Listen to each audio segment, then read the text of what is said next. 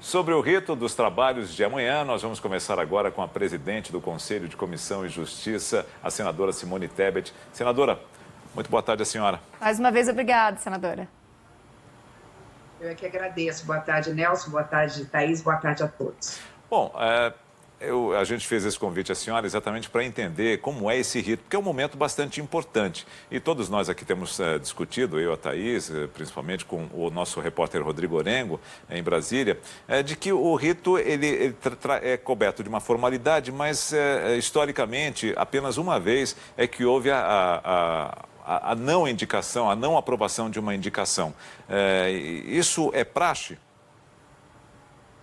Pois é, Nelson, eu tenho sido perguntada sobre essa questão e os próprios parlamentares se divergem em relação à resposta.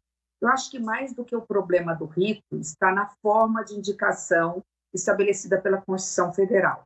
Vamos rapidamente falar pelo rito. Se fôssemos seguir o rito do regimento interno, cada parlamentar, e vai ser assim amanhã, terá 10 minutos para perguntar, o sabatinado 10 minutos para responder, com réplica de 5 minutos e tréplica em igual tempo. Portanto, cada parlamentar sabatina o indicado por 30 minutos. Nós estamos falando de 2 senadores por hora, o que daria, a cada 10 horas, 20 senadores, ou seja, praticamente um dia inteiro para termos 20 senadores fazendo perguntas. Somos 80, 81, seriam, a princípio, na teoria, 4 dias de sabatina. Acontece que as perguntas vão se repetindo, o sabatinado vai tendo a responder de forma mais rápida, alguns colegas não perguntam porque já se encontram satisfeitos com a biografia do indicado, com toda a documentação apresentada. Por isso que a média das sabatinas, ela tem acontecido algo em torno de 10 horas, 11 horas, nas últimas 2 foram assim.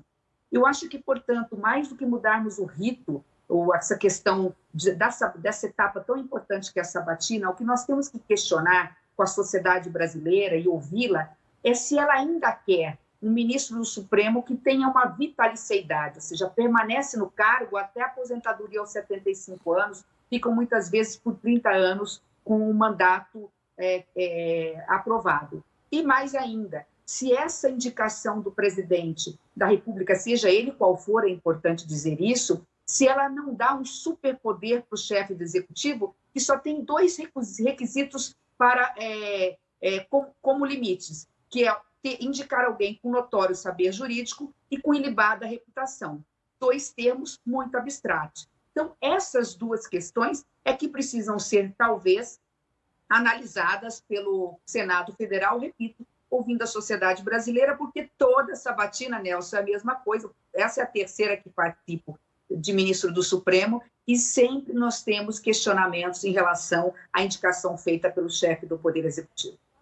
E por que não mudar essa conversa, deixar de sair, de ficar no ambiente das discussões de bastidores e não se tornar também uma proposta efetiva? O que falta, senadora?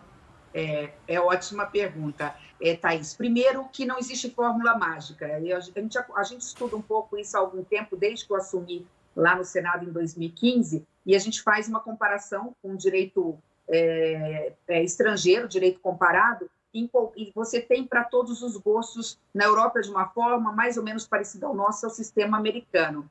E a gente percebe que não existe fórmula mágica. Qualquer fórmula apresentada, ela vai ter pontos fracos. Mas eu sou da tese, Thaís, de que qualquer coisa vai ser melhor do que esta situação que se encontra hoje aprovado e que está hoje na Constituição Federal.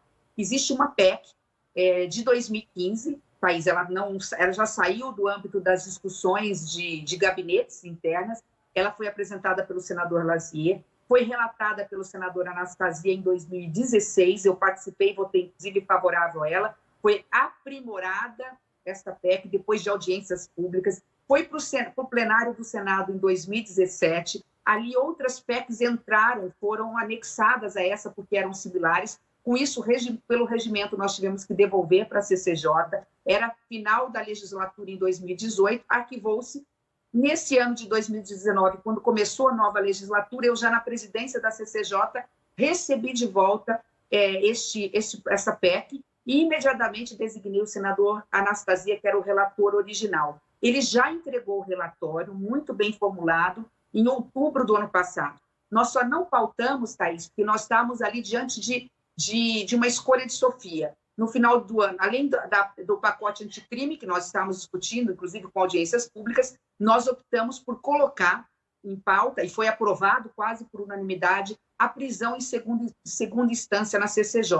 Foi um acordo que nós fizemos com alguns colegas, inclusive com o próprio autor da PEC, que é o senador Lazier. Mas, de forma muito clara e direta, respondendo a sua pergunta, nada impede agora que, a partir do ano que vem, nós voltemos a discutir e pautar essa PEC. Alguém poderia dizer, mas por que teve todo o ano de 2020 e não pautou? É que a Comissão de Constituição e Justiça ela não está trabalhando por ato da mesa, nós estamos sem reuniões da CCJ desde março deste ano por conta da pandemia do coronavírus. Senadora, a gente é muito igual ao Supremo Tribunal Federal dos Estados Unidos, a Suprema Corte, né? Tanto que houve essa indicação do presidente americano, Donald Trump, para uma juíza conservadora, e os protestos se deram pela rua. E lá é assim, não vê, pelo menos não vê nenhuma movimentação para se mudar essa intenção. O fato de ser vitalício não ajuda a criar uma isenção do ministro em relação a tudo aquilo que está sendo tratado no país, ou seja, ele não tem medo de ser retirado desse cargo? Nelson, você me permite complementar a minha resposta que havia dado para a Thaís. É por isso que a PEC ela trata de duas questões essenciais. A primeira é a forma que o presidente teria para indicar. Seria uma lista tríplice, um nome indicado pelo Supremo Tribunal Federal, provavelmente um juiz, um nome indicado pela PGR, que seria do Ministério Público, um nome indicado pela Ordem dos Advogados, seria portanto, um advogado. Então, o presidente poderia escolher um dos três para encaminhar para o Senado. E o segundo item importante desta PEC é que exatamente retira a vitaliciedade, estabelecendo um mandato de 10 anos, que pode ser discutido, a PEC ainda está em discussão, pode ser de 10, pode ser de 12 anos, pode ser de 15 anos, de qualquer forma, há sim uma discussão séria dentro do Senado Federal, ela não é de agora, ela avançou bastante, e acredito que o ano que vem nós temos condições de retomar essa questão. E um fato muito importante que talvez faça com que se dê esperança de que essa PEC avance, ainda que tenha que ser aprimorada, porque ela foi tão feliz que ela estabeleceu e garante ao atual presidente Bolsonaro o seu direito, que é legítimo, porque quando ele se elegeu tendo direito de indicar 2 ministros para 2 vagas no período de 4 anos. Então, essa PEC ainda garante que o ano que vem o presidente Bolsonaro possa indicar o seu segundo nome, e se ela vier a ser aprovada pelo Senado ou pela Câmara, ela não vai prejudicar, portanto, esse direito, repito, que é legítimo do atual presidente da República. Valeria, portanto, para as indicações futuras. Senadora, a senhora trouxe aí várias questões que são importantes para abrir a discussão, inclusive com a sociedade, sobre essas eventuais mudanças. E quando falou da lista tríplice, a gente traz o nome do Cássio agora, já as articulações, e como disse o Nelson agora há pouco, o Rodrigo Orengo, já o nome estaria praticamente certo, seria apenas uma questão protocolar seguir com essa sabatina. De alguma forma, se alguma coisa muito diferente, se alguma discrepância muito grande fosse constatada, esse nome poderia ser recusado ou a tendência se manteria?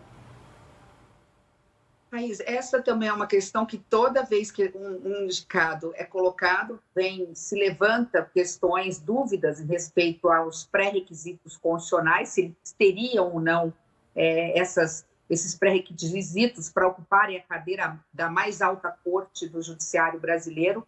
E isso normalmente é feito pela oposição, é saudável que se faça, que se levante a vida realmente desta pessoa, tanto no seu critério de vida pessoal como no seu critério de experiência profissional do direito, porque nós estamos falando de uma pessoa que tem poder, inclusive, né, o Supremo Tribunal Federal, de tirar da cadeira um legítimo representante do povo brasileiro, como, por exemplo, um presidente da República. Um Supremo Tribunal Federal tem, inclusive, essa capacidade constitucional. Então, é importante que todas essas questões sejam levantadas, e isso é feito. Eu me lembro da época do ministro Edson Fachin, eu participei, a celeuma foi a mesma, na época do ministro Alexandre de Moraes, algumas questionamentos foram apresentados e não é diferente em relação ao ministro Cássio. Por que as pessoas já dão como certa o nome, a aprovação a princípio?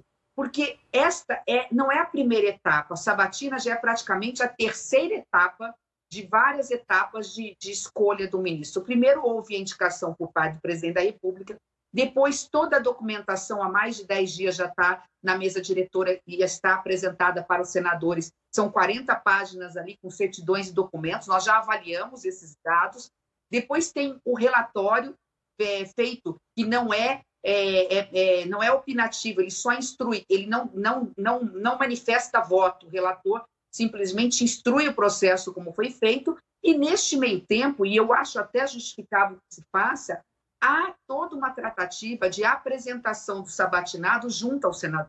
Desde que seja no Senado, de forma republicana, num converso amplo, transparente, eu acho até saudável essa conversa inicial, onde nós possamos tirar algumas dúvidas que muitas vezes na sabatina não teríamos tempo. Então, de uma certa forma, entre aspas, a sabatina oficial começa amanhã, mas ela já iniciou nesse processo da semana passada e da semana retrasada. Então, é por isso que a gente tem, pelo termômetro, o indicativo de que o sabatinado só não será aprovado pela CCJ na reunião se realmente, ali na sabatina, ele fugir muito das perguntas, ele não mostrar notório saber jurídico, ou ele der respostas muito dissoantes daquilo do que pensa a sociedade e o Senado Federal. Não é de agora, os nomes... É dessa forma que acontece o processo de sabatina no Brasil, no que se refere à indicação de ministros do Supremo Tribunal Federal. Mas, sim, pode haver surpresas, porque, repito, nesse aspecto, inclusive, talvez o atual sabatinado vai ter uma das sabatinas mais difíceis no que se refere a perguntas, porque ele está entrando num momento difícil, onde muitas polêmicas jurídicas e políticas estão acontecendo e, provavelmente, ele vai ser questionado sobre todas elas. Eu apontaria, no mínimo, de 8 a 10 questões polêmicas que talvez sejam levantadas amanhã. Senadora Simone Tebet, presidente da Comissão de Constituição e Justiça do Senado, muito obrigado por nos atender aqui no Band News. Eu que agradeço. Boa tarde a todos. Um abraço, senhora, e bom trabalho.